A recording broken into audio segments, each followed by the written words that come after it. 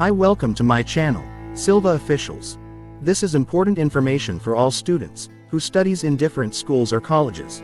The Higher and Technical School Education, Meghalaya, Shillong informed that all students who are availing benefit from different types of scholarship schemes via National Scholarship Portal are requested to complete their Aadhaar enrollment and link with their bank account respectively before the NSP open new portal scholarship schemes.